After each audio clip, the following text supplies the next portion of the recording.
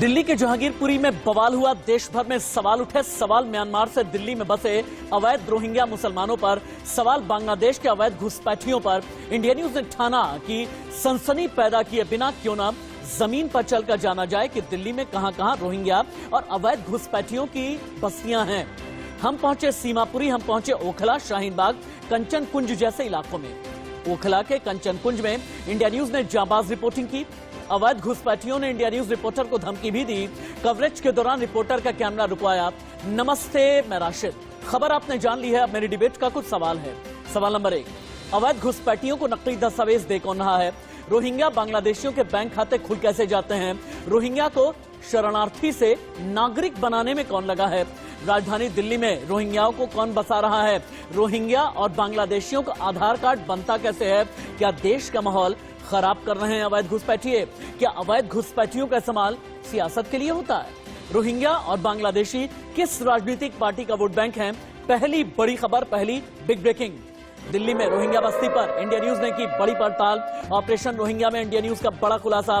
ओखला के कंचन कुंज में सैकड़ों की तादाद में रोहिंग्या बसे हैं। कंचन कुंज में पाई गई रोहिंग्या और बांग्लादेशियों की झुग्गियां, बस्तियां यहां पर बसे हुए हैं। इन्हें कौन दे रहा है? आधार कार्ड नहीं पता, किससे मिला है ड्राइविंग लाइसेंस नहीं पता, किसके जरिए मिलता है आईडी कार्ड, अभी इसके बारे में कोई भी कुछ भी नहीं बोलने को तैयार है। इस वक्त की एक और बड़ी खबर, इंडिया न्यूज की खबर का हुआ है बड़ा असर। रोहिंग्या बांग्लादेशियों के अवैध कब्जों पर चलेगा बुलडोजर। इंडिया न्यूज ने चलाया था अभियान। शाहीन बाग, सरिता विहार में बुलडोजर चलाने की तैयारी। आज एसडीएमसी के मेयर करेंगे प्रभावित इलाकों का दौरा।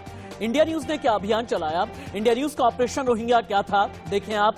बांग्लादेशी और रोहिंग्या घुसपैठ पर आर पार वाली डिबेट हम शुरू करेंगे, लेकिन उससे पहले सीमापुरी दिल्ली से जतिन गोस्वामी की रिपोर्ट, इसके अलावा अजीत श्रीवास्तव की रिपोर्ट भी देखें आप।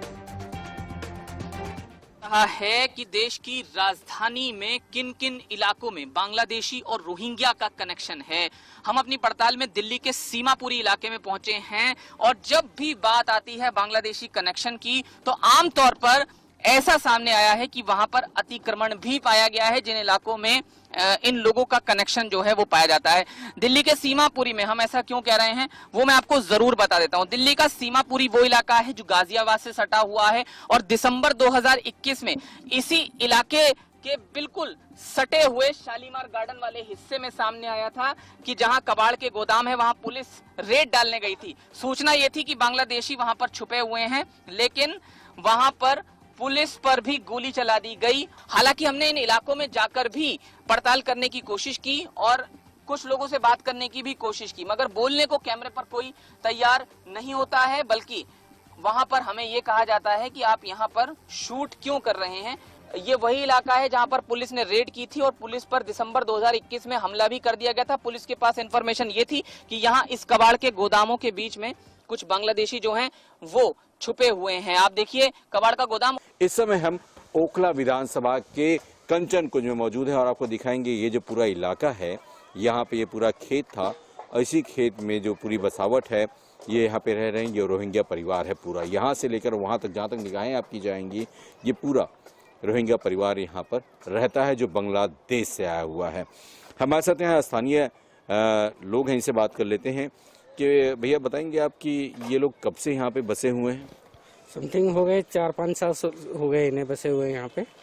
तो पहले तो इधर ही रहते थे, फिर इन्होंने रेंट पे लिया यहाँ पे। 5 साल पहले जो आए थे तब क्या 1-2 लोग थे या इकट्ठे ये सभी लोग एक साथ बसावट हुई? पहले एक करके आए थे, फिर धीरे धीरे आते गए, फिर अब धीरे धीरे सारों ने ही ले लिया ये रेंट पे। तो ये क्या ये बांग्लादेशी है, रोहिंग्या है, कौन है ये लोग? सर वैसे ये बाहर के ही हैं, यहाँ के नहीं है।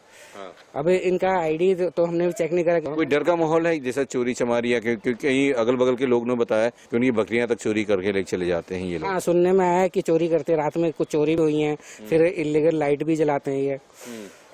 तो इलीगल एक्टिविटी कहीं ना कहीं इन्वॉल्व होते हैं, क्योंकि सारा हम देख रहे हैं कबाड़ियों का काम भी है यहाँ। हाँ, कुछ और काम नहीं करते ये लोग? नहीं, कबाड़ियों का ही काम करते हैं, सारा जितना भी है कबाड़ी का ही काम करते हैं। पूरा दिन सुबह जाते हैं, शाम को आते हैं। पूरा कबाड़ी से ही रिलेटेड पूरा काम है इनका, और कोई काम नहीं। हमने चलाया ऑपरेशन घुसपैठिया, हमने चलाया ऑपरेशन रोहिंग्या और हमारे ऑपरेशन का असर आज की तारीख में यह है कि अब एसडीएमसी के मेयर पहुंचे हुए हैं जायजा लेने के लिए शाहीन बाग इलाके में, ओखला इलाके में, दक्षिणी दिल्ली इलाके में। और यहां जितने भी रोहिंग्या बसे हैं या अवैध तरीके से जितनी भी कॉलोनियां बसी हुई हैं, इन्हें हटाया जाएगा और इनके खिलाफ अतिक्रमण अभियान चलाया जाएगा, क्योंकि इनके जरिए दिल्ली का माहौल खराब हो रहा है, इनके जरिए देश का माहौल खराब हो रहा है। अवधेश उपाध्याय, प्रवक्ता भारतीय जनता पार्टी, विजय शर्मा, देश के जाने माने पत्रकार मेरे साथ में हैं। थोड़ी देर के बाद में मौलाना मेहरुद्दीन अंग्रेज भी मेरे साथ में जुड़ेंगे, लेकिन पहले हम अजीत श्रीवास्तव का रुख कर लेते हैं। अजीत मेरे सहयोगी दिल्ली के मदनपुर खादर में हैं। अजीत, मदनपुर खादर की रिपोर्ट क्या बताती है? यहां पर कितने अवैध रोहिंग्या रहते हैं? क्योंकि पूरे हिंदुस्तान में 40,000 अवैध रोहिंग्या हैं और इनमें सबसे ज्यादा दिल्ली में ही बसे हुए हैं। क्या आपके साथ में दिल्ली प्रदेश अध्यक्ष जो बीजेपी के हैं, आदेश गुप्ता भी हैं? अगर उनसे आप बात करें, रोहिंग्या बांग्लादेशियों के बैंक खाते कैसे खुले, इनके आधार कार्ड कैसे बनते हैं, किस तरह से षड्यंत्र का हिस्सा ये लोग बनते हैं, दिल्ली का माहौल किस तरह से ये लोग खराब करते हैं, बात कीजिए अजीत। बिल्कुल साथ। तो पहले देखिए, अभी अध्यक्ष चूंकि दूसरे चरण में बिजी हैं, हम यहाँ पे महापौर से बात कर रहे थे, साउथ सिटी के महापौर, जिन्होंने अपनी खबर पर मोहर भी लगाई और तमाम एक्शन भी किया इन्होंने जब खबर देखी। तो जो ये रोहिंग्या और तमाम बांग्लादेशी घुसपैठी हैं, जो तमाम झुग्गी झुपड़ी बचाकर कबाड़ियों में काम करते हैं और कहीं न कहीं भारत की अस्मिता को दाग लगाते हैं, तमाम जिस तरह से परिस्थितियां होती हैं, दंगे होते हैं, फसाद, उनमें उनका कहीं न कहीं इन्वॉल्वमेंट होता है। तो ऐसे लोग को आज चिन्हित करने जा रहे हैं, एक्शन कब होगा और क्या कुछ आपकी रणनीति आगे होने वाली है? दिल्ली सरकार के लिए बड़ी शर्म की बात है कि दिल्ली सरकार ऐसे देश विरोधी गतिविधियों में रहने वाले लोगों को बढ़ावा दे रही है।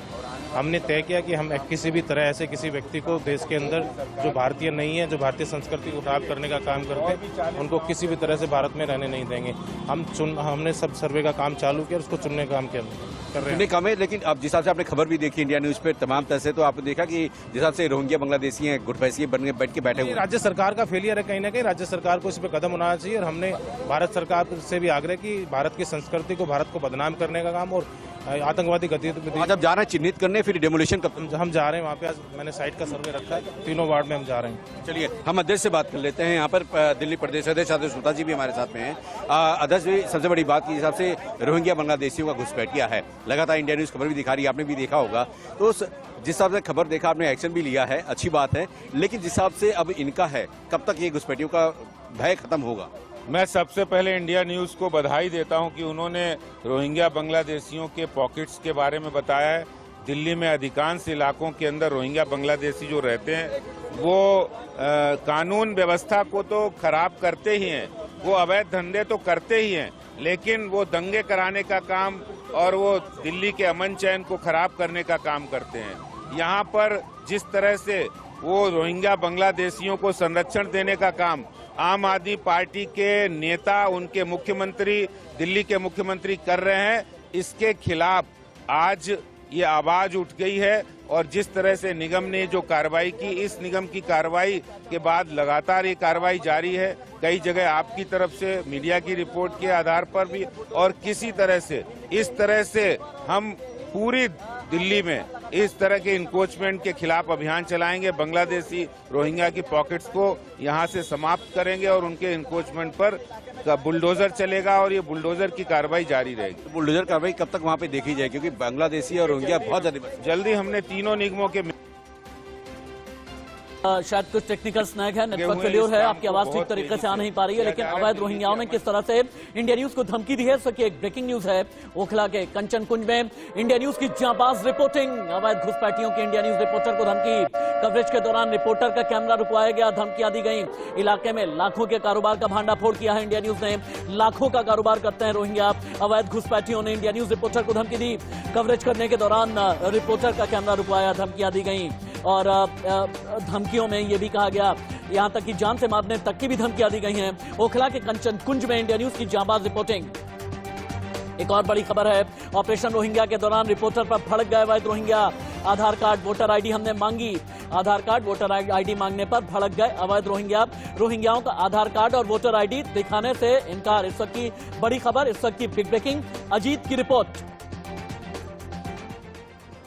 कंचन कुंज में इस समय मौजूद है, हमारे पीछे आप देख रहे हैं जो गोदाम है, जो बोरियां पड़ी हैं, वो बोरियां पूरी तरह से बोतलों से पटी पड़ी हैं। हर तरफ से आपको देखेंगे तो बोरियां अलग अलग बोरियों में अलग अलग साइज की बोतलें हैं। वो बोतलें हैं जो शराब या बियर की हैं, या फिर ऐसी बोतलें जिसका यूटिलाइजेशन लोग करके बाहर फेंक देते हैं। ये वही कबाड़ी जो है बिन कर उसे यहाँ पर लाते हैं और यहाँ इसी गोडाउन से फिर आगे फैक्ट्री तक ये पूरा बोतल सप्लाई किया जाता है। आप देखेंगे अलग अलग बोरियों में अलग अलग कैसे आप बोतल यहाँ पे इकट्ठा हुए हैं। ये सारे यहाँ पे जो ये गोदाम बन रखा है, साउथ दिल्ली का गोदाम है, यही से आगे अलग अलग फैक्ट्री में जाता है और फैक्ट्री में फिर से इन्हीं बोतलों का रीयूज कर फिर से इस्तेमाल किया जाता है। लेकिन इसी बोतलों का मिसयूज भी लोग करते हैं, जैसे तमाम दंगाई हो, चाहे वो कोई भी धर्म के हों, वो सभी लोग इसे से बोतलों का इस्तेमाल करते हैं। तो इसीलिए कहें 7 रुपए कहें तो यहाँ पर कोई नहीं। एक मिनट रुको ना, इसे बंद करो पहले। जी भाईजान बताएं, मैंने आपने कहा मैं मिल लूँ यार आपसे। कहाँ से आप लोग आए हैं? बांग्लादेश से। ये बोलो ना। आईडी प्रूफ है, आप देख लिए, डिलीवरी भी ले लिए, ऐसे भी बात नहीं है। हम बांग्लादेश से आएंगे तो झूठ बोल के मिलेगा। एक दिन पकड़ा जाएंगे। नहीं ये असली बात जो है।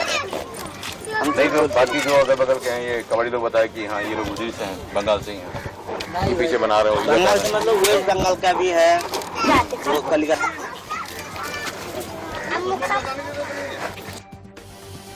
तो आपने ये देखा कि इंडिया न्यूज ने जब बड़ा खुलासा किया तो कई अवैध तरीके से बसे हुए रोहिंग्या किस तरह से भड़क गए। जतिन के पास में चलते हैं, दिल्ली के जैतपुर से जतिन मेरे साथ में लाइव है। जतिन, अपनी रिपोर्ट में आपने क्या पाया है? रोहिंग्या किस तरह से बस्ती बना करके बसे हैं, रोहिंग्याओं का नेटवर्क किस तरीके से चलता है, इन्हें बसाने वालों का नेटवर्क कैसे चलता है, इन्हें पेपर देने वाले या फिर आईडी प्रूफ देने वाले किस तरह से गैंग के तौर पर काम करते हैं, कौन कौन से लोग हैं?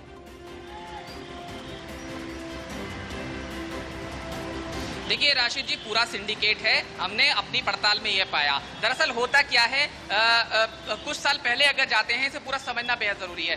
पहले ये तिरपाल वाली कुछ झोपड़ियां जो है वो बसाते हैं, फिर धीरे धीरे उन्हें पक्का कर लिया जाता है। वहां पर पानी भी आ जाता है, ये बड़ा सवाल है। वहां पर बिजली का कनेक्शन भी आ जाता है, ये बड़ा सवाल है। तो ये पानी का कनेक्शन देने वाले लोग कौन है या पानी की सप्लाई करने वाले लोग कौन है, निश्चित है ये सवाल उठेगा और जांच में आएगा। इसके अलावा बिजली की सप्लाई वहां पर कैसे हो जाती है, ये बड़ा सवाल है। और ये भी एक आकलन में पता लगा है कि ऐसे करीब 30 लाख लोग दिल्ली में हैं जिनकी आइडेंटिटी पूरी तरह से सुनिश्चित नहीं है। रही बात आधार कार्ड या दूसरे जो चीजें हैं आइडेंटिटी प्रूफ के, तो ऐसा खुलासा भी दिल्ली एनसीआर में कई बार हुआ है कि आधार कार्ड नकली तौर पर बनाने वाले जो गैंग है या फर्जी दस्तावेजों पर असली आधार कार्ड बनाने वाले गैंग जो है वो समय समय पर पकड़े गए हैं। कुल मिलाकर अतिक्रमण भी होता है और अतिक्रमण की वजह से ये होता है। देखिए जैतपुर इलाके की अगर मैं तस्वीर आपको दिखाऊं तो इस तरह से जाम जो है वो स्थितियां जो है कई जगहों पर लग जाती है। तो आज जो साउथ दिल्ली के मेयर हैं वो तमाम इलाकों में एक निरीक्षण करने जा रहे हैं। आईटीवी नेटवर्क की भी खबर का बड़ा असर है। हमने अतिक्रमण पर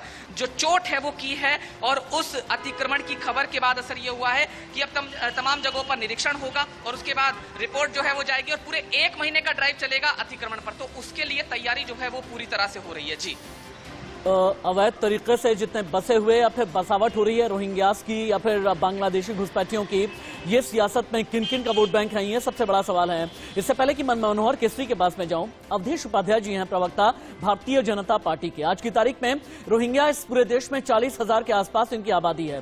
हालांकि ऑफिशियल ये रिकॉर्ड नहीं है कि कितने तरीके की हिंसा में ये शामिल रहे हैं या किसी तरह की आतंकी गतिविधि में ये शामिल रहे हैं, लेकिन अभी तक इन्हें बाहर क्यों नहीं निकाला गया? क्या जहांगीरपुरी का इंतजार किया जाता रहा? भाई गृह मंत्रालय आपका है, सीबीआई आपकी है, दिल्ली पुलिस आपकी है, अभी तक मेजर सर्जिकल ऑपरेशन ये अवैध तरीके से रह रहे घुसपैठियों के खिलाफ क्यों नहीं चलाया गया? अवधेश उपाध्याय जी। जी देखिए, मैं आपको बताना चाहूंगा रोहिंग्या जो है, रोहिंग्या के बारे में पहले बताना चाहूंगा आपको दर्शकों को। रोहिंग्या है क्या?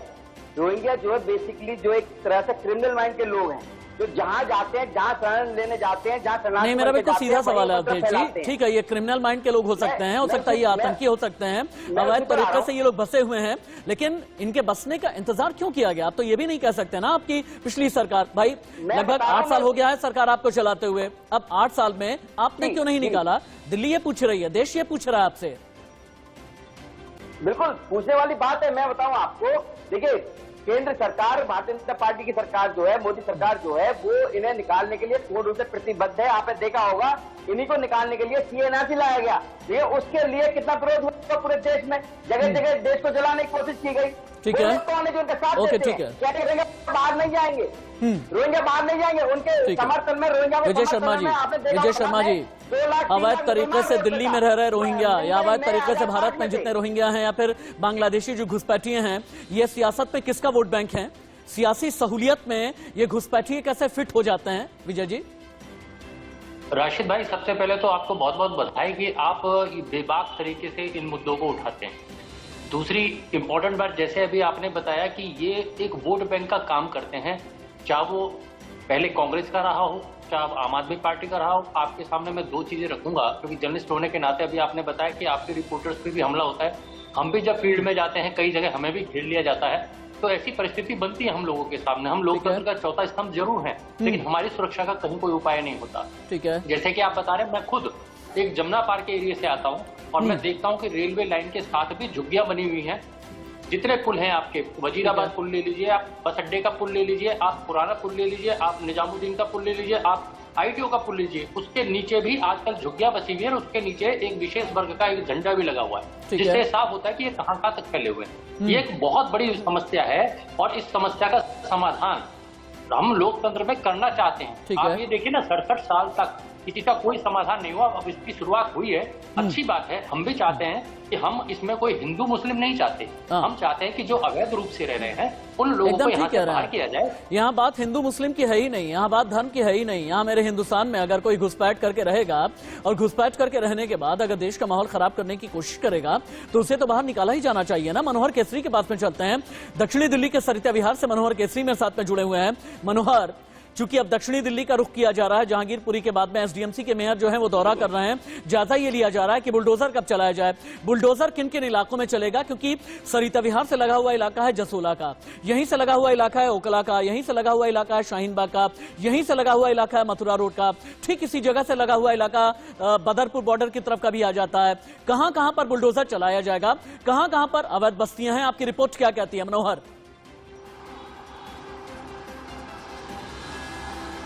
देखिए, बिल्कुल आपने सही कहा कि ये जो वार्ड है, जो सरिता विहार जो इलाका है, यहाँ से आपने जिन जिन इलाकों की बात की है, शाहीन बाग की बात की है, ओखला की बात की है, तो अगर हम सरिता विहार की बात करें तो सरिता विहार वार्ड के अंदर जहां पर आज इंस्पेक्शन होना है, जहां पर 12:30 बजे अपोलो हॉस्पिटल के नीचे मेट्रो स्टेशन से इस इंस्पेक्शन की शुरुआत होगी और हम लोग यहीं पर मौजूद हैं। तो ऐसी स्थिति में अगर कहें JJC अब्दुल फजल इनक्लेव है, गफ्फार मंजिल इनक्लेव है और न्यू फ्रेंड्स कॉलोनी है, सरिता विहार है, ये तमाम इलाके हैं जहाँ पर जो है सो रोहिंग्या के कुछ पॉकेट्स हैं जो JJ कॉलोनीज के। आप हमारे पीछे भी देख सकते हैं, कुछ ऐसे लोग जो है जहां पर खाली जगह पड़े होते हैं वहीं पर जो है अपनी झुग्गी झोपड़ियां डाल देते हैं। आपको मैं दिखाना चाहता हूं, ये आप देखिए, ये जो है फुटपाथ के जस्ट बगल का खाली का जगह है और इस खाली जगह में लोग जो है सो रेहड़ी पटरी झुंगियां डाले हुए हैं, लेकिन किसी को कोई परवाह नहीं है। और बगल में जो है सो पुलिस स्टेशन है, ये देखिए एक छोटी सी चौकी भी है। ये जो हमारे राइट हैंड आप राशिद देख रहे हैं, ये इसी की बाउंड्री है, इसी का वॉल है और इसके पीछे झुग्गियां हैं। तो हमने जो जांच पड़ताल में पाया है, क्योंकि लगातार इंडिया न्यूज जो है सो अतिक्रमण को लेकर के एक मुहिम छेड़े हुए हैं और लगातार हम लोग जांच पड़ताल कर रहे हैं और हमने जो पाया, जो हमने अलग अलग लोगों से बात की, उन इलाकों में जाकर के हमने देखा है कि वहां पर लोग, मुझे समझ में नहीं आता। मनोहर आप हैं, मनोहर आप हैं, जतिन भी मेरे साथ में हैं, अजीत श्रीवास्तव मेरे साथ में हैं। अजीत श्रीवास्तव, आपने मदनपुर खादर का दौरा किया है, आप ओखला भी गए हैं, दक्षिणी दिल्ली के अलग अलग इलाकों में गए हैं, कहां पर सबसे ज्यादा रोहिंग्या बसे हुए हैं इनके बारे में आप बताएंगे। लेकिन उससे पहले अवधेश जी, बीच बीच में मैं आपसे भी कई सवाल लेना चाहूंगा। अवधेश जी, टेक्निकली अब मैं आता हूं, मैं फिलोसफिक बातें नहीं करता, मैं बुनियादी बातें नहीं करता, मैं टेक्निकल बातें करता हूं आपसे। भारत सरकार देश में आने वाले रोहिंग्या को अवैध अप्रवासी कहती है। भारत सरकार ने यह कहा है राष्ट्रीय सुरक्षा के लिए खतरा है। अब मेरा सवाल यह है, ये बाहर कब निकलेंगे? भाई, UN शरणार्थी एक संधि होती है 1951 या फिर 1967, उस प्रोटोकॉल में भारत ने सिग्नेचर किया ही नहीं है, तो इन्हें बाहर निकालने में अभी तक इतनी दिक्कत क्यों हो रही थी? अवधेश जी, इंतजार किस बात का किया जा रहा था? मैं आपकी बात का जवाब दे रहा हूँ, सुनिए थोड़ा सा। मैं ये बताऊं कि जो रोहिंग्या आए हुए हैं, हमारे देश में रोहिंग्या हैं, बांग्लादेशी, उनको निकालने के लिए केंद्र सरकार पूरी तरह से काम कर रही है और उनको चिन्हित कर करके निकालने की कोशिश कर रही है। इसीलिए हम CNRC लाए, लेकिन आपने देखा होगा कि चिन्हित करके निकालने की कोशिश। अजीत, चिन्हित करके कितने निकाले गए? अजीत, कितने बसे हैं? चिन्हित करके कितने निकाले गए? कितने लोग मिले हुए होते हैं? क्या पुलिस वाले भी मिले होते हैं? क्या सरकारी नुमाइंदे भी मिले होते हैं? क्या ब्यूरोक्रेट भी मिले हुए होते हैं? क्या नेटवर्क, क्या कोई काम कर रहा है क्या दिल्ली में रोहिंग्याओं को बसाने बसाने का, बांग्लादेशी घुसपैठियों को बसाने का, रोहिंग्या जिन्हें म्यांमार ने एक्सेप्ट नहीं किया, रोहिंग्या जिन्हें बांग्लादेश ने एक्सेप्ट नहीं किया, जिन्हें पाकिस्तान तक ने एक्सेप्ट नहीं किया, जिन्हें हिंदुस्तानी 56 मुल्कों ने एक्सेप्ट नहीं किया, इन्हें भारत में बसाने वाले षड्यंत्रकारी कौन हैं? अजीत, बिल्कुल साथ राशिद, सवाल बहुत वाजिब है और इसका जवाब सीधा है कि इसको जो बसाने वाले हैं इन लोगों बांग्लादेशी रोहिंग्या को, वहां के लोकल दबंग लोग होते हैं। वो लोकल जो दबंग लोग होते हैं उनका सानिध्य वहां का काउंसलर करता है और उन काउंसलर का सानिध्य कहीं न कहीं विधायक करता है और विधायक की मिली भगत से ही वहां के अधिकारी पुलिसकर्मी भी शामिल होते हैं। इस वजह से तमाम जो खाली जगह होता है वहां पर ये बांग्लादेशी रोहिंग्या अपनी जगह बनाकर, झुग्गी झोपड़ी बनाकर वहां पर इस तरह के कारोबार करते नजर आए। खासकर जो कबाड़ी बिनने वाले होते हैं, सबसे अधिक कारोबार में शामिल होने वाले ये वही है कौम जो तमाम तरह से दिल्ली के अलग अलग कोनों में बसा हुआ। खासकर बात करें हम, पहले जो आसम में थे, पहले जो तमाम तरह से लाजपत नगर में थे, अब वो एक जगह इकट्ठा होकर जतिन के बात में यानी ओखला विधानसभा। जतिन, चूंकि आप दिल्ली के जैतपुर में हैं और आप आसपास की तस्वीरें भी आप दिखा रहे थे, आपके जरिए मैं एक चीज ये समझना चाहता हूँ जतिन कि पेपर बनाने का काम कौन करता है? इनका पेपर अवैध से वैध बनाने का काम कौन करता है? आधार कार्ड किस तरह से बनाया जाता है? ड्राइविंग लाइसेंस कैसे बनाया जाता है? इनका आईडी प्रूफ कैसे बनाया जाता है? इन्हें शरणार्थी से नागरिक बनाने के लिए कितने पेपर काम कर रहे होते हैं? कहां पर इस तरह के पेपर बना करते हैं? इसे लेकर के अभी तक कोई रिपोर्ट क्या दिल्ली पुलिस के पास में है? क्या इन्वेस्टिगेशन एजेंसी के पास में है? क्या विजिलेंस के पास में है? क्या एनडीएमसी एसडीएमसी के पास में है?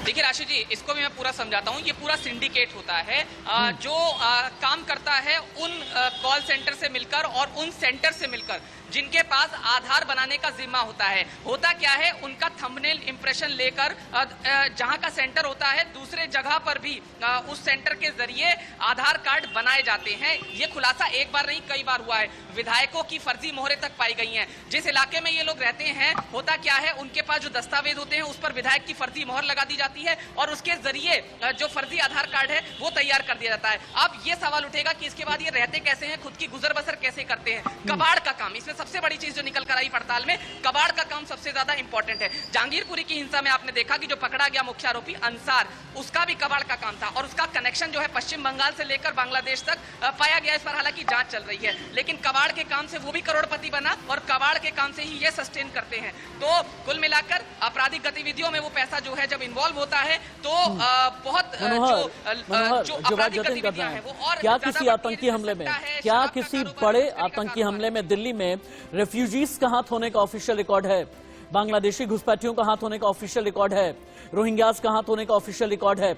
अगर नहीं है तो क्यों नहीं है? अगर सिर्फ खबरों में छन करके आता है तो क्यों आता है? शुरुआती तौर पर आ जाता है तो बाद में डाइल्यूट हो जाता है तो क्यों हो जाता है? इन घुसपैठियों के धर्म के चश्मे से, धर्म के नजरिए से देखने की कोशिश कितने लोग कर रहे हैं? मनोहर,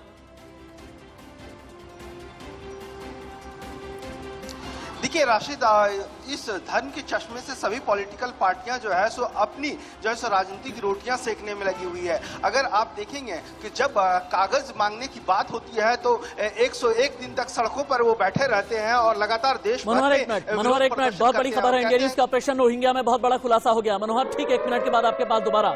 दिल्ली में कबाड़ बीनने का काम करते हैं रोहिंग्या। दिल्ली के ओखला में बड़ी तादाद में है रोहिंग्या और ओखला इलाके में 5 साल से बढ़ रहे हैं चोरी के मामले, जिसके पीछे रोहिंग्यास का हाथ बताया जाता है। कंचन कुंज डी ब्लॉक, इसके पीछे सैकड़ों की तादाद में रोहिंग्या बसे हुए हैं। चूंकि आप दिल्ली के सरिता विहार में हैं, मनोहर हमें ये दिखाएं, सरिता विहार से ही हमें दिखाएं कि ओखला की दूरी कितनी है, अबुल फजल एनक्लेव की दूरी कितनी है, जसोला की दूरी कितनी है, क्योंकि सरिता विहार की क्लोज विसिनिटी में ये जितने भी इलाके हैं ये सब कुछ आ जाते हैं। कालिंदी कुंज ठीक इसके पास में आ जाता है। कैसे यहाँ पर कबाड़ बीनने का काम ये लोग करते हैं, कैसे यहाँ चोरियां बढ़ती जा रही हैं। एक बार ज्योग्राफिया भी दिखाएं, कैमरा को पैन करें, बताते भी रहें, कमेंट्री भी करते रहें। मनोहर, देखिए बिल्कुल, मैं अपने कैमरा पर्सन को कहूंगा कि वो पूरे इलाके का, अगर मैं यहाँ पर खड़ा हूँ, यहाँ से राइट हैंड में देखिए ये झुग्गिया है, ये जजे अबू फजल का इलाका है। उसके बाद आप जैसे जैसे मूव करते जाएंगे, आप देखिए इस तरह से मूव करेंगे, फिर आपका होली फैमिली आ जाएगा, जामिया आ जाएगा, ओखला विहार आ जाएगा। उसके बाद आगे अगर आप जाएंगे, राइट साइड ये जो सड़क जा रही है, आगे अगर जाएंगे कालिंदी कुंज का एरिया आ जाएगा। तो ऐसी स्थिति में अवधेश जी, ये पूरा इलाका अवधेश जी, भारतीय जनता पार्टी के आप प्रवक्ता हैं और देश का एक तबका, एक सियासी तबका है, एक धार्मिक तबका है, वो ये कहता है 2016 में मोदी सरकार ने अफगानिस्तान, पाकिस्तान, बांग्लादेश से हिंदू, सिख, बौद्ध, जैन, पारसी, ईसाई इन सभी को भारतीय नागरिकता पाने की इजाजत दी, लेकिन धर्म विशेष को देने की कोई कोशिश नहीं की। फिल्टर करके जब नागरिकता दी जाएगी तो घुसपैठ बढ़ेगी। ये एक बड़ा तबका है जो सियासत का है, एक बड़ा तबका है जो पढ़े लिखे लोगों का है। ये आपसे सवाल करता है, जवाब दें आप। जी बिल्कुल, देखिए यदि आप बात करें विजय समुदाय की तो मैं बता दूं आपको, देश में ऐसे बहुत सारे देश हैं हमारे इस पृथ्वी में, ऐसे बहुत सारे देश हैं जो उनके लिए बने हुए हैं। पाकिस्तान जाइए, अफगानिस्तान जाइए, सऊदी अरब जाइए, भारत में क्यों आएंगे वो? एक बात बताइए, जो लोग क्रिमिनल माइंड के होते हैं, जिनको जो जहाँ शरणार्थी बन के जाते हैं वहीं ऊपर तरफ फैलाते हैं, उनके वहाँ के देश उन्हें निकाल देते हैं, उनकी नागरिकता छीन लेते हैं, फिर वो लौट के भारत में आते हैं। भारत में आने क्या मतलब है उनका? ये बताइए। जो हिंदू है, आपने बताया हिंदू, जैन, पारसी, सिख, ईसाई, सिख वगैरह जो है, ये जो लोग जो है बाहर जो रह रहे हैं, जैसे पाकिस्तान में कुछ हिंदू है तो उन पर आपने देखा होगा कितने पिटाना झेलनी पड़ती है। उनकी बहन बेटियों के साथ क्या होता है, उनको अपने त्योहार नहीं मनाने दिए जाते। तो अगर वो भारत में आ रहे हैं तो कोई गुनाह कर रहे हैं। अगर भारत में वो हिंदू नहीं आएंगे तो कहाँ जाएंगे वो हिंदू फिर? लेकिन ये जो रोहिंग्या मुसलमान है, ये तो पाकिस्तान भी जा सकते हैं, अफगानिस्तान भी जा सकते हैं, सऊदी अरब भी जा सकते हैं। ये हिंदुओं के लिए कौन सा देश है? लेकिन मेरे एक सवाल का जवाब अभी भी नहीं मिला, शायद विजय जी दे पाएंगे। विजय जी, जम्मू कश्मीर में रोहिंग्या, दिल्ली में रोहिंग्या, दिल्ली में बांग्लादेशी, पश्चिम बंगाल में रोहिंग्या, पश्चिम बंगाल में बांग्लादेशी, बिहार में रोहिंग्या, बिहार में बांग्लादेशी, यूपी, हरियाणा, तेलंगाना, राजस्थान, मणिपुर, यानी कश्मीर से लेकर के कन्याकुमारी तक ये लोग आकर के बस गए हैं। क्या इतना आसान है इन्हें निकालना? बस बुलडोजर चला देना एक इलाके में, इसके जरिए सिर्फ राजनीतिक संदेश आप दे सकते हैं, आप सिंबोलिज्म कर सकते हैं, आप टोकनिज्म कर सकते हैं, लेकिन क्या अवैध तरीके से रह रहे रोहिंग्या या बांग्लादेशियों को निकाल पाएंगे इसके जरिए आप? राशिद भाई, हम लोग लोकतंत्र में रह रहे हैं और लोकतंत्र की प्रक्रिया थोड़ी लंबी जरूर है, लेकिन हम लोग कामयाब होंगे, क्योंकि कारण क्या है कि इसमें अभी शुरुआत हुई है। अभी तक कोई ऐसी शुरुआत नहीं हुई थी, अभी तक इनको बसाने की थी, और वो भी एक पॉलिटिकल वोट बैंक के लिए अपने सभी राजनीतिक दलों ने अपना अपना फायदा इसमें ढूंढने की कोशिश की है। लेकिन जब अब ये हमारे ऊपर ही भारी पड़ गए, लोकतंत्र में ही भारी पड़ गए, तो अब इनकी सफाई का भी अभियान शुरू हुआ है और अभी शुरुआत है। मैं समझता हूँ कि अभी ये कोर्ट भी जाएंगे, बहुत सी ऐसी प्रक्रिया भी करेंगे, लेकिन एक शुरुआत हुई है और ये पूरे देश के सामने है और प्रत्येक व्यक्ति देश का चाहता है कि हम सब सौहार्द से रहें। बात बताना चाहूंगा मैं आपको, लेकिन इसका ये अर्थ नहीं है कि कम से कम अवधेश जी बोले। जी राशि जी, मैं आपको बताना चाहूंगा, पिछले साल की बात है, 2022-2021 की।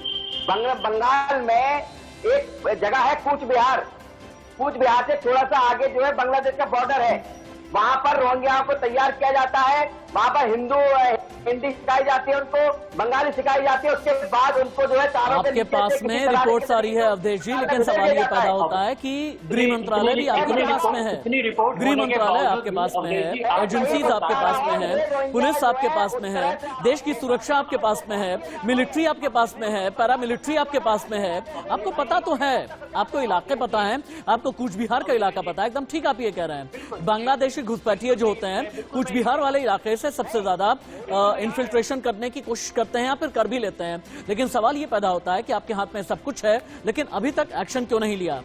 अवैध तरीके से हिंदुस्तान में रह रहे रोहिंग्या और बांग्लादेशी घुसपैठियों के खिलाफ इंडिया न्यूज की यह सबसे बड़ी राष्ट्रवादी मुहिम है, मुहिम जो कि जमीन पर है, मुहिम जिसमें कोई ड्रामा नहीं है, मुहिम जिसमें सच्चाई है, मुहिम जिसमें तथ्य है। और हम तब तक ये मुहिम चलाएंगे जब तक अवैध तरीके से रहने वाला कोई भी एक रोहिंग्या या कोई भी एक बांग्लादेशी हिंदुस्तान में रहता है, तब तक देश की सुरक्षा के लिए, देश की अखंडता के लिए यह मुहिम हमारी आगे भी जारी है। आगे डिबेट को बढ़ाएं, उससे पहले हेडलाइंस।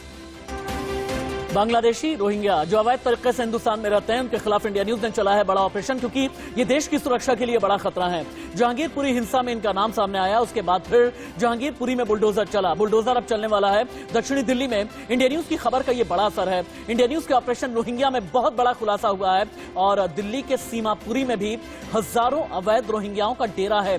सीमापुरी में कबाड़ के काम की आड़ में ये लोग क्राइम करते हैं। इंडिया न्यूज की एसआईटी जांच में खुलासा, दिल्ली में कई छोटी बड़ी हिंसाओं का रोहिंग्या कनेक्शन भी सामने आया है। ये सब की बड़ी खबर है। दिल्ली का सीमापुरी, ओखला, जसोला, सरिता विहार या फिर अबुल फजल एनक्लेव, ये सब वो इलाके हैं जहां पर रोहिंग्याओं की बस्ती बसी पड़ी हुई है। एक बार फिर से हम अजीत श्रीवास्तव के पास में चलते हैं। अजीत, क्या कोई धर्म की शरण भी रोहिंग्याओं को देता है? क्या धर्म की आड़ में भी इनकी बस्तियां बसाई जाती हैं कि ये मुसलमान हैं और इन्हें पीड़ित बता दिया जाएगा, इनकी बस्तियां बसाते चलो, अगर इनके खिलाफ कोई एक्शन होगा तो हम ये कह देंगे कि ये फला समुदाय से बिलोंग करते हैं, इनके खिलाफ ज्यादती की जा रही है? क्या ऐसा भी होता है?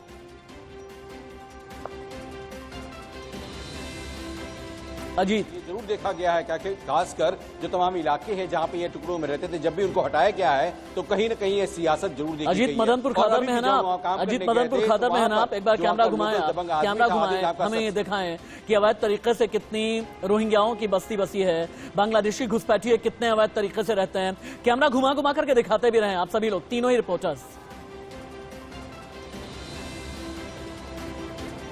देखिए, मैं राशि बता दूं कि अभी मैं थोड़ा सा वहां से जो रोहिंग्या का जो स्टेशन है वहां से मैं थोड़ा सा अभी आगे रोड की तरफ हूं, इसलिए मैं बताना चाहूंगा कि तमाम जो ये बस्तियां बसती हैं उनमें कहीं ना कहीं दबंगों और पार्षदों और विधायकों का पूरा इन्वॉल्वमेंट होता है, जिसकी वजह से तमाम सियासत भी दाव देखा जाता है और कहीं ना कहीं ये दाव पेच खिलाता है कि कहीं ये WHO का नाम दिया जाता है कि इंटरनेशनल सेंटर के थ्रू इनको बसाया गया है, इसलिए ये कहां जाएंगे, क्या करेंगे, तो एक तरह से सर्टिफिकेट भी इनको इश्यू करा दिया जाता है उन्हीं विधायकों के थ्रू जो विधायक इनके लिए पालन पोषण करते हैं, भगवान बने रहते हैं। दिल्ली के जैतपुर में आप हैं, जब कोई दंगा फसाद होता है आप अगर हमें रोहिंग्याओं की बस्ती दिखा सकें तो एक बार दिखाएं आप।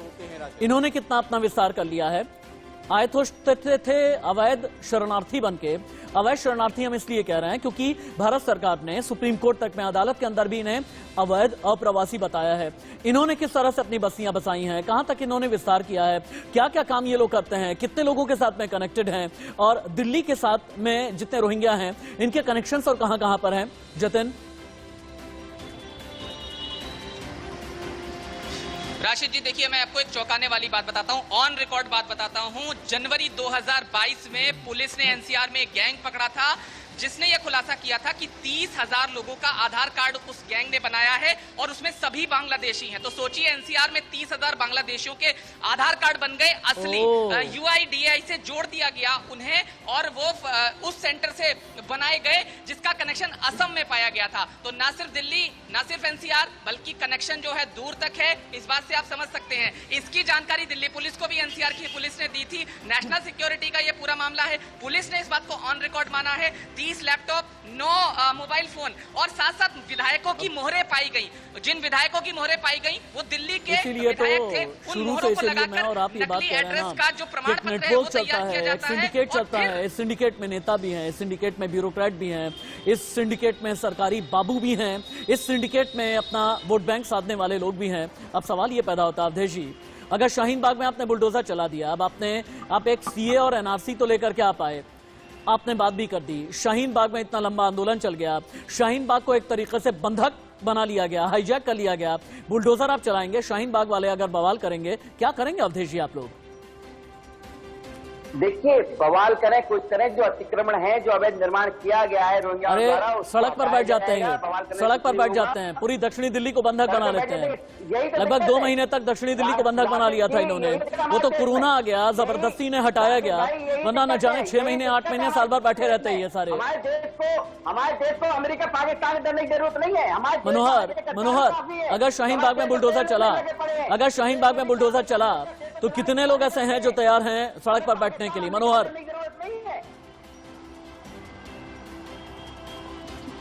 देखिए, बिल्कुल अगर शाहीन बाग इस इलाके में अगर बुलडोजर चलता है राशिद, तो सैकड़ों लोग हैं जो सड़क पर बैठेंगे, इसका विरोध करेंगे, क्योंकि जो हालात हैं वो बहुत ज़्यादा बदतर हो गए हैं। इसीलिए ये कदम उठाने पड़ रहे हैं, क्योंकि इनके लिंक लगातार बांग्लादेश, पश्चिम बंगाल इन सब से मिलते जा रहे हैं। और जहां तक हमारे सहयोगी ने भी बताया, जो फर्जी कार्ड की बात कर रहे हैं, आधार कार्ड की बात कर रहे हैं, वो ऑन रिकॉर्ड है। और इनका जिस प्रकार से बनाया जाता है, क्योंकि ये रेंट एग्रीमेंट बना लेते हैं किसी भी नोटरी के पास जाकर के 200 से 400 रुपए में, और उसके बाद उससे फिर से एक बार जतिन की बात चलते हुए, फिर से एक बार जतिन की बात चलते हुए, आधार कार्ड बना लेते हैं। क्या होता है ना, हमारे देश में अगर CA, NRC, अवैध बांग्लादेशी, रोहिंग्या, इनकी अवैध कॉलोनीज पर बुलडोजर चलाए जाने की जब भी हम बात करते हैं ना, या फिर सरकार बात करती है, NDMC, SDMC अगर बात करती है, तो एक नया गैंग आने लगता है जिसका नाम है लिख के रहेंगे आजादी वाला गैंग।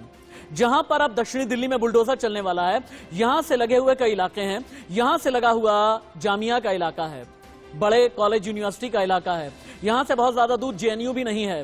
क्या किसी तरह की हलचल आपको जामिया या फिर जेएनयू में भी नजर आई है जतिन?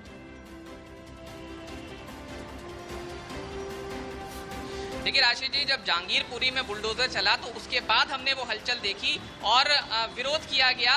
वहां पर बुलडोजर चलाने का मामला सुप्रीम कोर्ट में है, निश्चित तौर पर वो सब जुडिस मामला है, लेकिन जब भी कोई कार्रवाई होती है तो उस पर कुछ ऐसे लोग भी, बिल्कुल आप सही कह रहे हैं, जो सियासत करने के लिए आ जाते हैं और फिर वो कार्रवाई नहीं हो पाती है। नतीजा क्या होता है? नतीजा ये होता है, चाहे हम पूर्वी दिल्ली की बात करें, चाहे हम दक्षिणी दिल्ली की बात करें, सीलमपुर, सीमापुरी जहां की मैंने पड़ताल की, वहां की हम बात करें, सभी जगह तस्वीर जो थी कमोवेश एक ही है कि रोड पर वो अतिक्रमण है, वो कबाड़ वाला अतिक्रमण है, और जिसका कारण आप खुद बता रहे हैं, ऑपरेशन रोहिंग्या, जिसके चलते ये तमाम चीजें जो हैं बहुत हद तक साफ भी हो रही हैं हमारी पड़ताल में। तो कुल मिलाकर सियासत ऑपरेशन रोहिंग्या में आपको कितनी बार धमकी दी गई? और वो कार्रवाई आपको कितनी बार धमकी दी गई? आपके साथ कितनी बदसलूकी की गई? कैमरा कितनी बार रुकवाने की कोशिश की गई?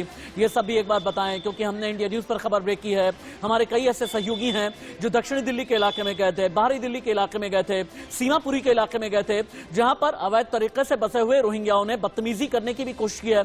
आपका अनुभव क्या रहा जतिन? राशि जी देखिए, मैं दिल्ली के पूर्वी हिस्से में सीमापुरी में गया, सीलमपुर में गया, जाफराबाद में गया। वहां पर जब हम कवरेज कर रहे थे तो उस दौरान हमें रोकने की कोशिश की गई और एक शख्स जो था वो हमें कहने लगा कि मैं फोन करता हूं और फिर आप देखिए क्या होगा। तो ये धमकी जो है हमें मिलती रहती है, निश्चित है हमें अपना काम करना है। मनोहर थोड़ी देर पहले ये कबाड़ कनेक्शन निकल करके सामने आया है। ये रोहिंग्या का, घुसपैठियों का, अवैध तरीके से रह रहे बांग्लादेशियों का ये कबाड़ कनेक्शन क्या है? ये कबाड़ की आड़ में क्या क्या हो रहा है?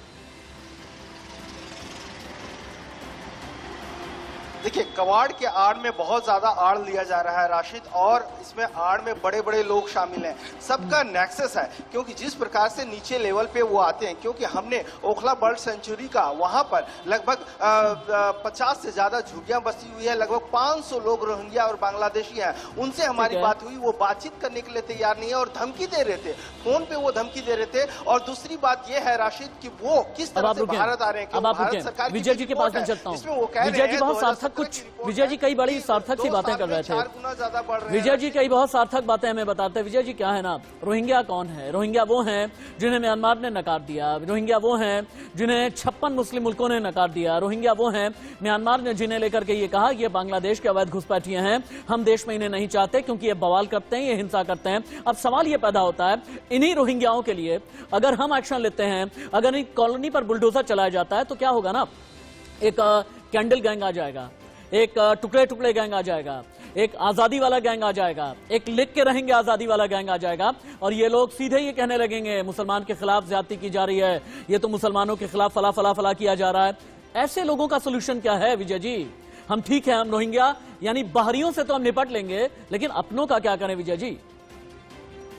बिल्कुल ठीक बात है राशिद भाई। दरअसल क्या है कि ये जब भी कभी ऐसा इनका वास होता है तो ये कच्ची कॉलोनियों में आते हैं सबसे पहले, और कच्ची कॉलोनी में जहाँ कम लोग रहते हैं वहां ये उसमें जाके घुल मिल जाते हैं। उसके बाद अभी जैसे मैं आपको बताऊं कि 2020 के अंदर जब दंगे हुए थे पुल्ली के अंदर, क्योंकि मैं उसी से बिलोंग करता हूँ, मैं भी सीलमपुर रहता हूँ, वो जो दंगे हुए थे उस दंगे के दौरान ताहिर हुसैन कौन था? वो भी तो एक कबाड़ से लेकर के आया और कहां तक पहुंचा, उसको पार्षद का टिकट मिल गया। ऐसे ही भला हो कि अभी दिल्ली में चुनाव की घोषणा आगे चली गई, अदरवाइज अंसार भी, जहांगीरपुरी वाला वो भी टिकट ले लेता। और फिर जब इनकी पावर आ जाती है तो नेता अभिनेता सब मिल करके इनको एक मुट्ठी में बंद कर लेते हैं, अपने काम के लिए यूज करते हैं। उनको देश का हित नहीं देखना होता, उनको सबसे बड़ी बात ये होती है आज आपके पत्रकार हम अपनी जान हथेली पर लेकर के पहुंचते हैं इनके एरिया में। अभी जैसे बताया कि वो वहां जाके कहते हैं एक फोन करूं क्या, और वास्तव में ऐसा है, वास्तव में मैं तो खुद वहां रहता हूं, मैंने देखा है, एक आवाज पे इनके आ जाते हैं और वो इनके हिमायती बन जाते हैं। और हमारे पॉलिटिशियन वो इनको इतना अच्छा संरक्षण देते हैं जैसे सही वोट बैंक। आज मुझे एक बात बताइए राशिद भाई, अगर आज दिल्ली के अंदर आप बिजली और पानी फ्री करने की वजह आप इस पर लगा दें तो ये क्या करेंगे? हालांकि इनके पास पैसा हमारे से भी ज्यादा है, ऐसी बात नहीं है, लेकिन ये वोट बैंक पक्का हो जाए इसलिए बिजली पानी फ्री की जाती है। इसलिए उनको जो ये मासूम बन के आते हैं इनको संरक्षण देने का काम हमारे पॉलिटिशियन। दिल्ली में रोहिंग्या और अवैध तरीके से रह रहे बांग्लादेशी किन किन के लिए वोट बैंक है? ये जो राशिद भाई वोट बैंक की है, ये वोट बैंक पहले कांग्रेस का रहा था, कांग्रेस आज भी देखिए ना, जब रेलवे के साथ साथ झुग्गी हटाने का सुप्रीम कोर्ट का माननीय सुप्रीम कोर्ट का ऑर्डर आता है कि रेलवे के साथ पड़ी हुई झुग्गियां हटाएंगे, उसके लिए हमारे कांग्रेस के नेता पहुंच जाते हैं कोर्ट के अंदर और वो ले आते नहीं जी अभी अवधेश जी, दिल्ली में कितने बुलडोजर चलेंगे, कहां कहां बुलडोजर चलेंगे? बुलडोजर रोकने की कोशिश हुई तो आप लोग क्या करेंगे? अगर सड़क पर बैठ करके हाईजैक करने की कोशिश करेंगे तो आप लोग क्या करेंगे? किस हद तक अब जाएंगे आप? देखिए राशिद भाई, अब तो ये होना चाहिए, मेरा जो अपना मानना है कि अब एक बड़ी कार्रवाई करनी है और इनके खिलाफ हम लोगों को अवधेश जी से मेरा सवाल था, अवधेश जी से मेरा सवाल था कि एक्शन कितना बड़ा होगा, और अगर एक्शन के नाम पर तथाकथित रिएक्शन देने की कोशिश एक समुदाय विशेष के लोग करेंगे तो क्या करेंगे आप लोग? अवधेश जी, निकालने की, ठीक है, केंद्र सरकार ने भी कह दिया है, गृह मंत्रालय भी अपने इसके लिए कार्य कर रही है, कैसे रोहिंग्या को बाहर निकाला जाए। और रही बात दिल्ली की, तो दिल्ली में एसडीएमसी एमसीडी जो है ये जो निकालने काम कर रही है, अवैध निर्माण को हटाने काम कर रही है, इसमें कोई भी हस्तक्षेप नहीं करे, मैं तो यही कहूंगा, और न करना चाहिए। में अब आप ये बताएं कि बुलडोजर कहां कहां चलने वाला है, बुलडोजर कब तक चलेगा, इसे लेकर के एसडीएमसी के फैसले क्या हैं? जतिन,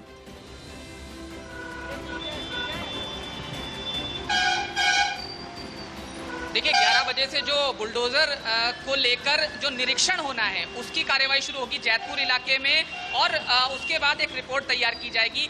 रिपोर्ट में साफ होगा कि कहां कहां अतिक्रमण है और किस किस तरह का वो अतिक्रमण है। पहले बड़े अतिक्रमण पर शिकंजा कसा जाएगा, वहां बुलडोजर चला जाएगा, ये बताया जा रहा है, और 1 महीने का ये पूरा ड्राइव चलेगा। जतिन, मनोहर केसरी, अजीत श्रीवास्तव, विजय शर्मा जी, अवधेश जी, बहुत बहुत शुक्रिया मेरी डिबेट में रहने के लिए। लेकिन इंडिया न्यूज अपने इस ऑपरेशन को आगे बढ़ाएगा, अलग अलग हिस्सों में हम जाएंगे, दिल्ली ही नहीं बल्कि देश के भी अलग अलग राज्यों में हम जाएंगे, जहां पर हम ये देखेंगे कि वो चाहे दिल्ली है, जम्मू कश्मीर, पश्चिम बंगाल, बिहार, यूपी, हरियाणा, तेलंगाना या फिर मणिपुर, जितने भी अवैध तरीके से रहने वाले घुसपैठिए हैं, क्या वो बांग्लादेशी हैं या फिर रोहिंग्या हैं, इनके खिलाफ इंडिया न्यूज अभियान चलाएगा, क्योंकि ये देश की सुरक्षा के लिए बड़ा खतरा है आज की तारीख में, और ये बात कई राज्यों की पुलिस भी मान चुकी है। और अगर देश की सुरक्षा के लिए खतरा है तो इन्हें वाजिब पेपर्स या वैध और लीगल पेपर्स देने वाले लोग जो अवैध तरीके से काम करते हैं, इनके खिलाफ भी हमने बड़ा ऑपरेशन चलाया है। ये भी आगे हम आपको दिखाएंगे। इंडिया न्यूज पर ऑपरेशन रोहिंग्या, ऑपरेशन अवैध बांग्लादेशी घुसपैठिए आगे भी जारी है। इंडिया न्यूज की एसआईटी टीम 24 घंटे 7 दिन इस बड़े ऑपरेशन में लगी है। इंडिया न्यूज पर आप बने रहें।